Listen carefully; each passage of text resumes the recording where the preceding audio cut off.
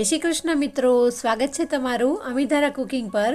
આજે તૈયાર કરીશું આપણે નવરાત્રી માટે સ્પેશિયલ 3 અલગ રીતથી મિલ્કશેક। મિત્રો, એનર્જેટિક રહેવા માટે હેલ્ધી ખાવું પીવું ખૂબ જ જરૂરી છે। તો સૌથી પહેલાં આપણે બનાવીશું ડ્રાય ફ્રૂટ મિલ્કશેક। તેના માટે મેં 5 થી 6 જેટલી બદામ લીધી છે। તેની સાથે 5 થી 6 નંગ જેટલા કાજુ લીધેલા છે અને અહીંયા 4 થી 5 નંગ જેટલા પિસ્તા લીધેલા છે। 7 થી 8 જેટલા આપણે કેસરના તાર લેશું। તમે તમારી મનપસંદ કોઈ પણ નટ્સ લઈ શકો છો। ત્યારબાદ દૂધની સાથે તેને 10 મિનિટ માટે પલાળી દઈશું।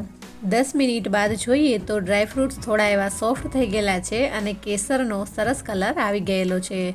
તેને એક મિક્સર જારમાં એડ કરી દેશું અને ત્યારબાદ અહીં સ્વાદ અનુસાર કે પછી મેં અડધી ચમચી જેટલી ખાંડ લીધેલી છે અને અહીંયા આપણે 1 કપ જેટલું ઠંડુ દૂધ એડ કરીશું। ત્યારબાદ મિક્સર જારને બંધ કરી અને દૂધને સારી રીતે બ્લેન્ડ કરી લેશું, જેથી તે ખૂબ જ સરસ તૈયાર થઈ જશે। તો આપણું પહેલું મિલ્કશેક ડ્રાયફ્રૂટ મિલ્કશેક તૈયાર છે। તો તેને એક સર્વિંગ ગ્લાસમાં એડ કરીશું અને ત્યારબાદ તમારા મનપસંદ ડ્રાયફ્રૂટ્સથી તેને ગાર્નિશ કરો અને મિનિટોમાં તૈયાર થઈ જતો મિલ્કશેક આજે ઘરે બનાવો। ત્યારબાદ આજનું આપણું બીજું મિલ્કશેક તૈયાર કરીશું, જે છે ખૂબ જ હેલ્ધી અને શરીર માટે ગુણકારી ખજૂરનું મિલ્કશેક। તો અહીંયા મેં 4 થી 5 નંગ જેટલા ખજૂર લીધેલા છે। તે મોટા અને ઠળિયા કાઢેલા લીધેલા છે। ત્યારબાદ આપણે તેને 20 મિનિટ માટે સોક કરીને રાખી દેશું। જો અહીંયા તમે ગરમ પાણીનો ઉપયોગ કરો તો 10 મિનિટ માટે તેને પલાળી દેવા। 10 મિનિટ બાદ આ રીતે ખજૂર છે તે એકદમ સોફ્ટ થઈ ગયેલો છે। તો આ રીતે એક મિક્સર જાર લઈશું અને ત્યારબાદ ખજૂરને પાણી સાથે જ તેમાં એડ કરી દેશું। તમે અહીંયા જો પાણી રિમૂવ કરવું હોય તો કરી શકો છો। ત્યારબાદ મેં અહીંયા 4 થી 5 નંગ જેટલી કિસમિસ લીધેલી છે, તેને પણ એડ કરી દેશું અને અહીંયા ઠંડા દૂધનો 1 કપ એડ કર્યા બાદ મિક્સર જારને બંધ કરી અને બ્લેન્ડ કરી લેશું। આ રીતે પ્રોપર બ્લેન્ડ કરવાથી એકદમ સ્મૂથ મિલ્કશેક તૈયાર થાય છે। અહીંયા તેમાં ખજૂરની સ્વીટનેસ હોવાથી મેં શુગરનો ઉપયોગ નથી કરેલો। તો ત્યારબાદ તેને પણ આપણે એક સર્વિંગ ગ્લાસમાં એડ કરી અને સર્વ કરીશું અને અહીંયા ગાર્નિશિંગમાં મેં ખજૂરનો જ ઉપયોગ કરેલો છે।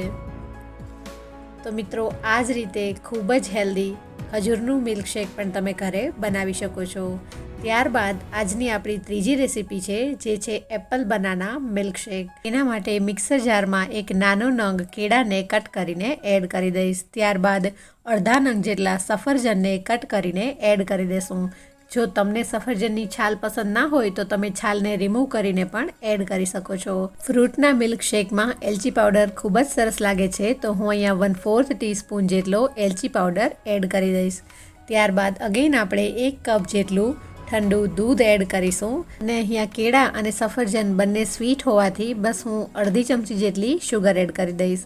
ત્યારબાદ મિક્સર જાર બંધ કરી અને સારી રીતે તેને બ્લેન્ડ કરી લેશું અને અહીંયા તૈયાર છે આપણું એપલ અને બનાના સાથે ફ્રૂટ મિલ્કશેક।